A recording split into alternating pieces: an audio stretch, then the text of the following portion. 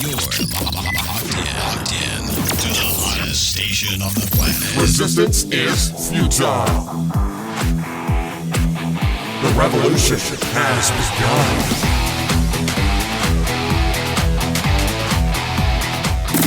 You're listening to Rebelpreneur Radio, helping you break the rules and build the business you need for the life you want. And now, broadcasting his pirate signal from somewhere beyond the status quo, here's your host, best-selling author, marketing and media strategist, Ralph Brogden. Hello and welcome to Rebelpreneur Radio. It's the show that helps you build the business you need so you can live the life you want. I am Ralph Brogden. Well, how do you personally deal with your sense that you are not enough? It's that mentality or that fear that you are an imposter, that you're not as good as other people think that you are, or you're not as good as you think that you should be. And, you know, as a rebelpreneur, as a business owner, as someone who is stepping up and stepping out to create the business that you need for the life that you want, you've got to figure out how to let go of fear and step into who you really are. And that means raising your level of consciousness. So today's guest is a real expert on teaching us how to do that, how to let go of fear and feel enough in your business. I'm speaking today with Tyson Sharpe. He is on a mission to raise the level of consciousness for online business owners. Tyson has coached hundreds of online business owners, helping them transcend their patterns of fear, doubt, and frustration so they can build a more conscious business as an extension of their personal awakening. All the way from the land down under, Tyson Sharpe, welcome to Rebelpreneur Radio. Thanks, Ralph. Thanks for having me. Tell us what it means when you say to raise the level of consciousness for online business owners. What does that mean? Oh, it's a big question. So basically, many people can feel that around the planet, we're basically heightening our level of consciousness. So in terms of the world of entrepreneurship, I find that there's many different levels of consciousness. There's generally 4 main levels of consciousness. Many that are in personal development will recognize the difference when they move, for example, from a victim when they feel like life is happening to them, to when they actually start to move more into the achiever phase. And then they start to realize and recognize that they actually control the direction of their life, right? They can control their thoughts, they can control their actions, their emotions, and they can actually, life can actually happen from them. Right? So they move from a victim stage where things happen to me to life happens from me. And I find that's a huge leap. That's why people get into personal development, but it's also where people can get stuck. If you're stuck in the achiever mentality, it's your hustle, grind, working hard. If that's no longer getting you the results or you're no longer living the quality of life you want, I find the increasing to a 3rd level of consciousness, which is really where you become the channel, or Michael Beckwith would say, you become the channel. This is what I call working from, basically moving from achiever to receiver, where you actually step back and you can actually reach a level of consciousness where, where things are flowing through you, answers and ideas and insights are flowing through you. It's almost like you're just the channel that's happening from. And so that's the real channel, that's the real consciousness level that I like to work from and shift people to. And I find that people, accelerate their business success when they work from that level of consciousness, if that makes sense. That does make sense. And I think that hopefully, I can say that I have probably hit that receiver zone a couple of times. I don't say I live there all the time, but you get into a zone, you get into a flow, and it is almost as if everything is effortless, and there's this stream of creativity flowing through you. So your job is to try to get us to live in that place all the time, and not just hit there every so often. Yeah, and you go through ebbs and flows of different levels of consciousness. The 4th level is really a state of oneness, right? So that's when you feel connected to everything. But basically, once you reach a different level, it's almost like that's your set point now. And it's almost like you can still go in ebbs and flows, like I said, but once you reach a different level of consciousness, you start to have a bit of an awakening. That's really where you now operate from the majority of the time. That's really your center place. And so that's what I'm finding with a lot of my clients and a lot of people in my communities, is that when they start to become aware, they start to become more awake to who and what they are. It really becomes their base, and it really becomes a place where they reside from. And so that's where things, like you described, become effortless and ideas flow through, and you can actually start to relax a little bit and allow more of, your intuition. Not to go into more of the woo-woo stuff. I don't view myself as too woo-woo, but but it's so true when you're in flow, right? So when you're in flow and things are aligned, and you feel like it's flowing through you, then that's when you reach a different level of consciousness that's higher than just the achiever or the hustle mentality and all those different things. So I'd love to spark some questions and get a conversation going around where it is you can feel where you're at, and where all this fear and doubt and worry and frustration, stress comes into it. Yeah, that's a real ninja move. I've never resonated with the hustle, get up every day and grind. To me, that's just more like 9 to 5, go out and hustle and grind that way. And I started a business to avoid that. Not that I don't work harder or even harder, but there's a different purpose in my life as a rebelpreneur compared to working at a typical corporate job, where it is like a rat race, or it is a hustle and grind. And so this is real ninja for us to get into this space, so that what we're doing is in alignment with who we are. Before we get into the specifics, because I want to explore that with you, but first I want to find out a little bit more about yourself. How did you come to this awareness? What is your background and your journey look like?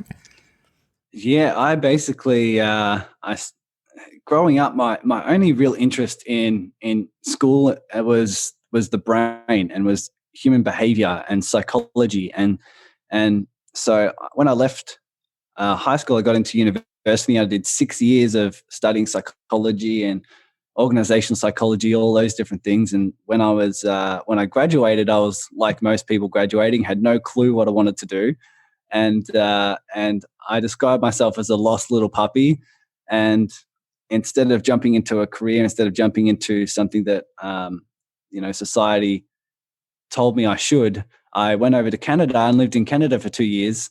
And while I was over there, although I was very, very happy on a day-to-day basis, I definitely learned the difference between happiness and fulfillment, because I lacked fulfillment. While I was there for the 2 years, I had lack of meaning, lack of purpose, lack of direction. I wasn't contributing at levels I knew I could, and I wasn't following my internal. I wasn't following my heart, following what the scary leaps I knew I could be taking.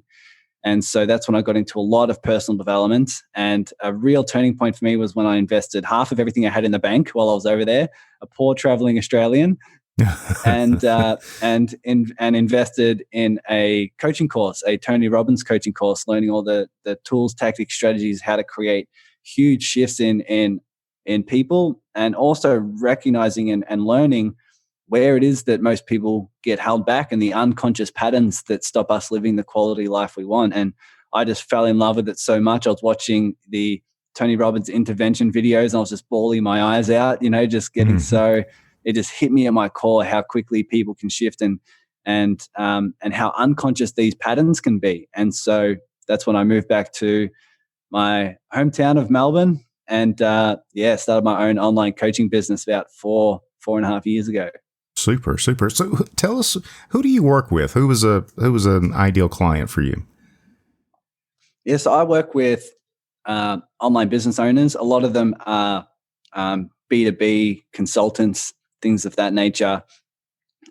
People who are really they found some success, but they're starting to recognize that there's a lot more answers internally, right? Because when you create those internal shifts, the external results will just be a byproduct of those shifts.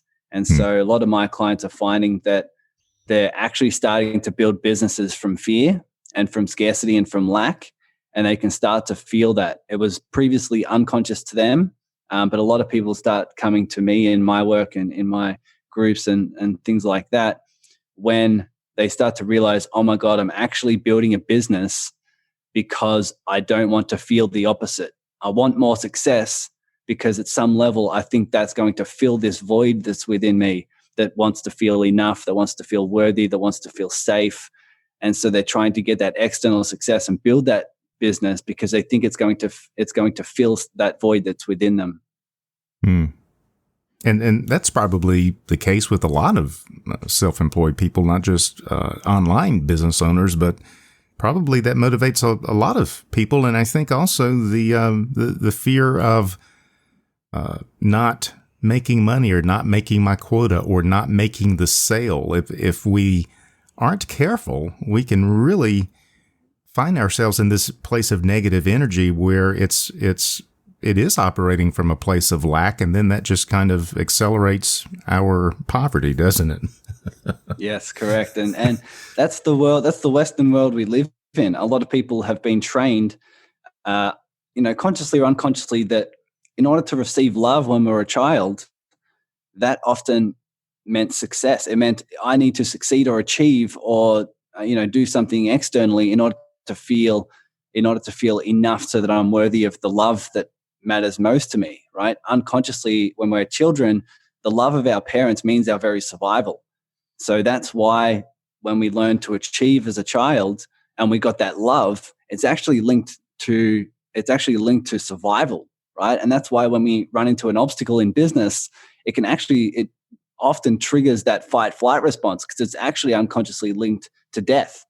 Right? It makes no sense when you think about it, cerebrally, when you're like, why when my Facebook ads don't work, or why when this prospect says no, or I need to do my outreach or whatever it may be, or I need to do something, on social media. Why is it that I'm feeling like my life's in danger?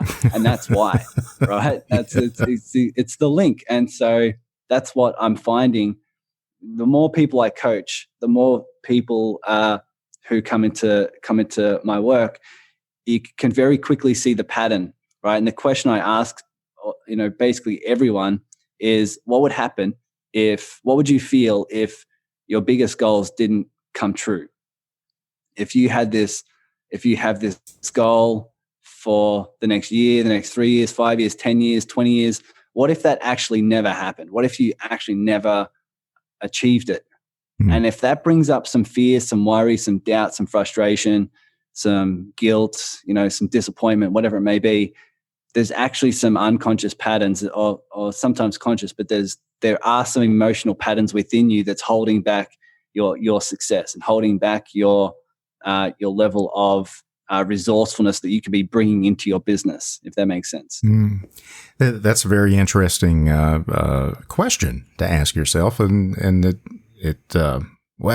kind of opens up the proverbial can of worms there is how do you respond to the possibility of failure? And you're right. I think that does get down to the heart of the matter.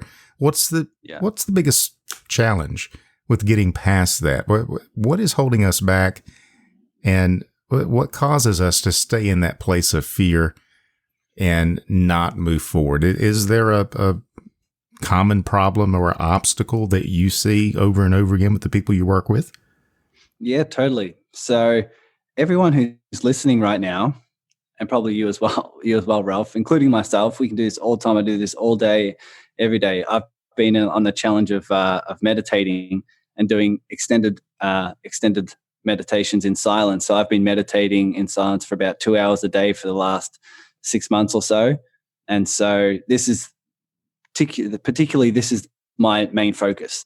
And that is when you feel in your body, you know exactly what it feels like when you have this fear, when you have this scarcity, when you have this lack, when you imagine not accomplishing your goals. Mm-hmm. And all that's coming up when you feel this fear or this worry or doubt, all that is almost like an internal 5-year-old. Like I described just before, what's coming up in the form of fear is an internal 5-year-old who holds a belief that says, I need to achieve this in order to feel enough, right? And as this internal 5-year-old comes up, what most people do, to answer your question, Ralph, what most people do is they avoid that emotion or they resist that emotion, right? So they avoid it by trying to fix something so they don't feel it, or they avoid and distract themselves, or they actually resist it, saying that this fear is wrong. I need to feel something different. I need to change it. It needs to be fixed, right?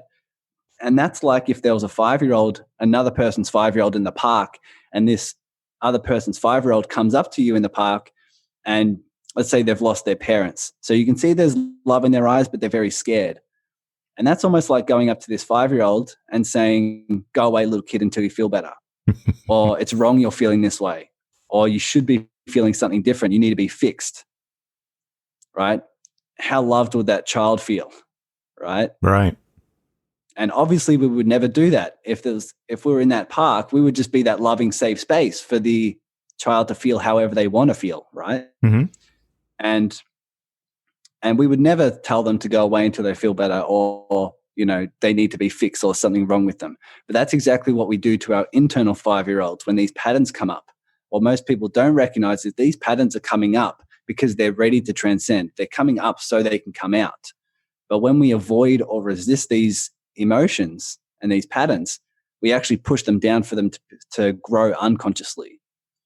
And so it actually presents a really, really good opportunity right now for you to feel the fear, feel what it feels like in your body, and actually hold the safe space for that emotion to be there. And the reason being is because no fear can continue to exist in a space where it is actually seen, where it is actually understood, where it is actually loved. But all fear will continue in a space where you don't want it to be there. So that's really the paradigm shift that many people could take away here. If you can feel right now what the feeling is in your body when you feel fear, when you feel worry or doubt or stress, if you just were to take a deep breath and you were to actually feel it, you were to actually feel what it feels like in your body, pay attention to it, feel what it feels like, and describe it in detail, you can actually be the safe space and hold the space for it and allow it and welcome it to be there.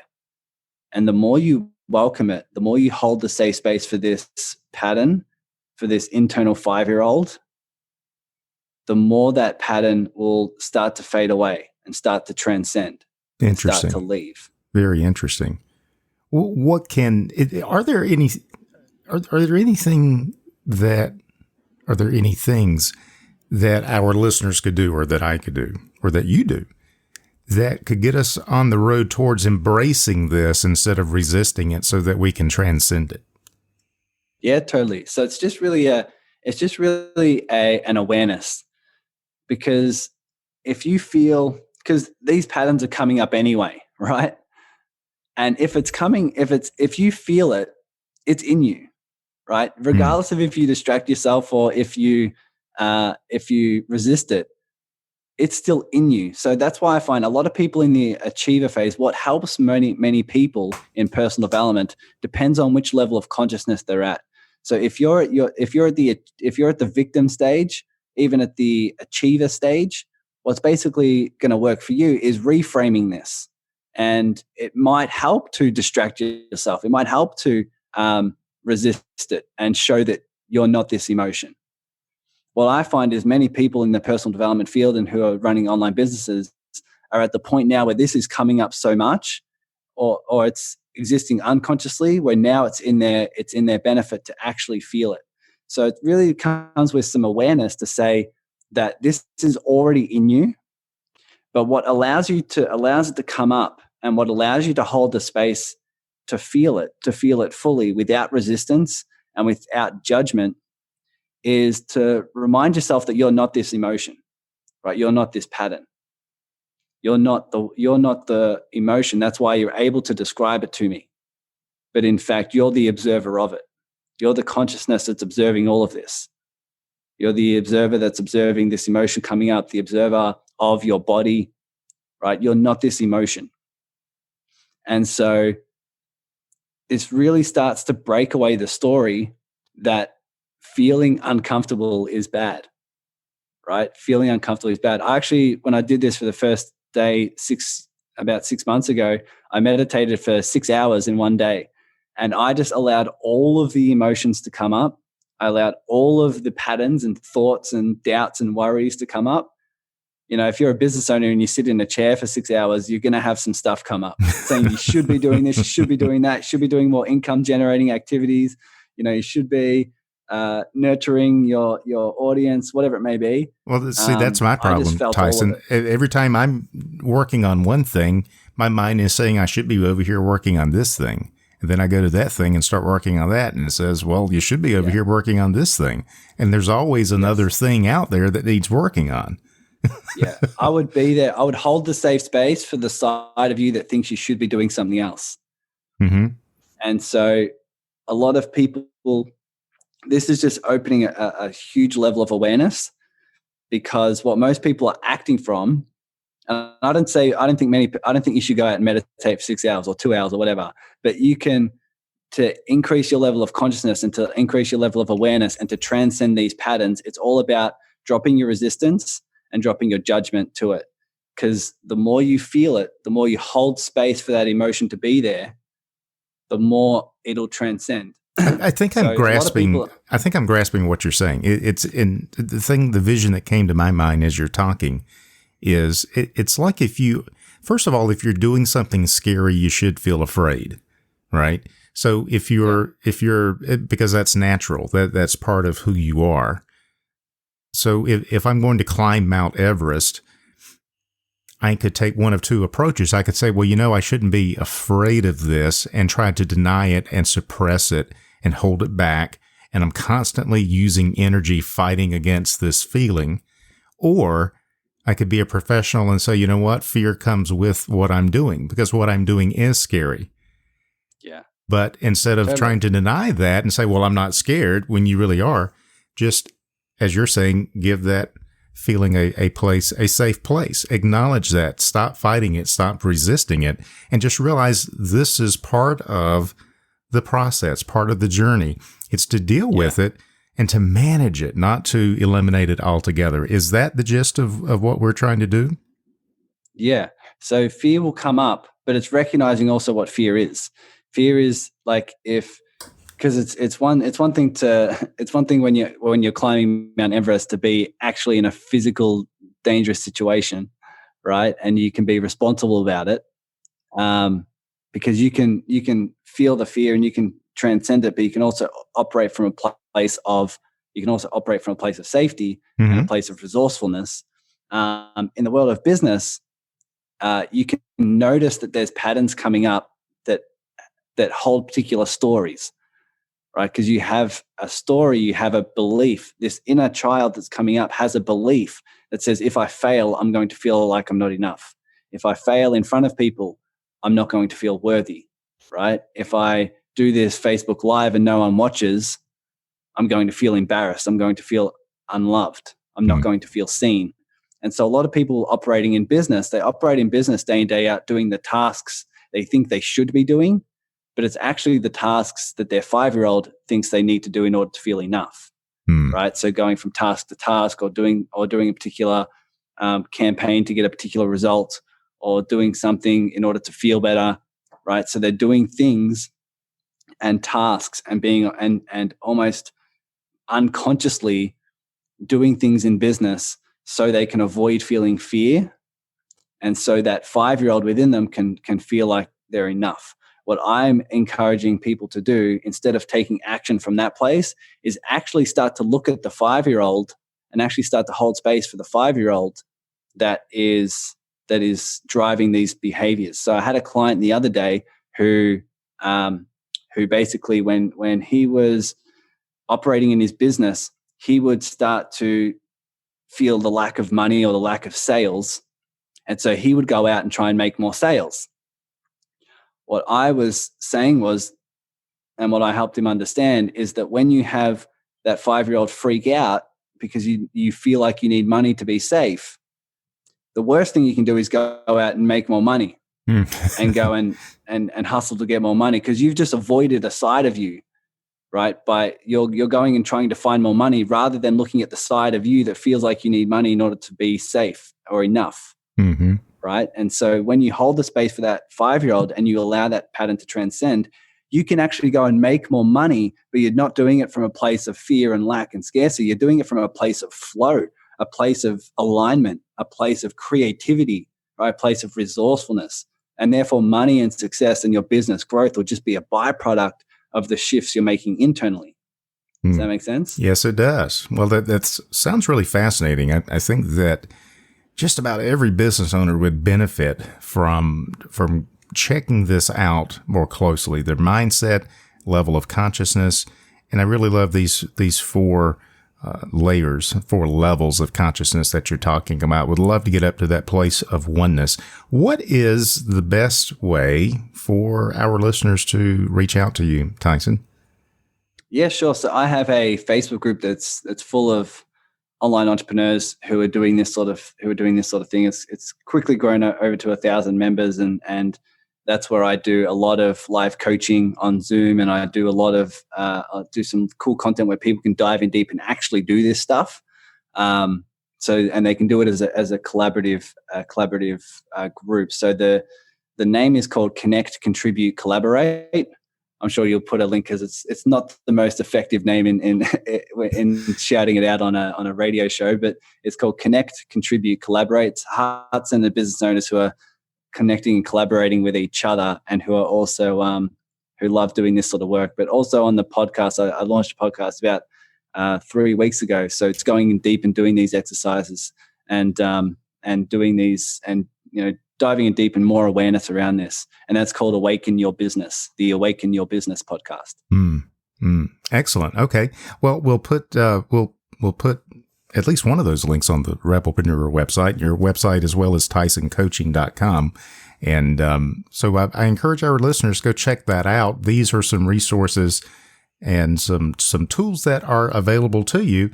And you're not going to change everything in your life and in your business and in your mind after just 1 or 2 exercises.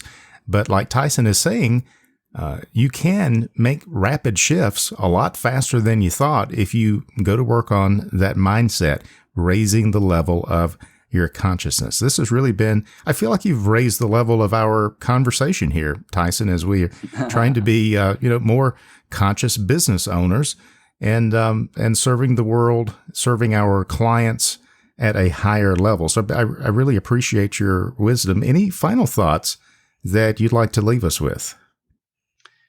Yeah, just final thoughts throughout your day, throughout your week, whatever feels aligned for you. Just recognize where you're resisting emotion. Definitely recognize when you're resisting or avoiding an emotion, thinking you should be feeling something different, because these are the opportunities you present yourself to feel fully and love the sides of you haven't loved unconditionally yet.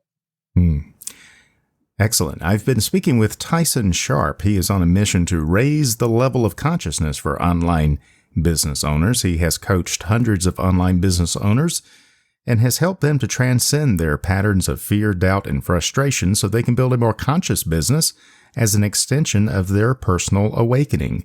You can find out more at TysonCoaching.com. We'll have that and the other links on the Rebelpreneur website as well. Well, Tyson, thank you so much for sharing your time and your expertise with us. I really appreciate you being on Rebelpreneur Radio today. Thank you. Thanks for having me, Ralph. You've been listening to Rebelpreneur Radio with Ralph Brogden. Download the show notes and much more at rebelpreneur.com.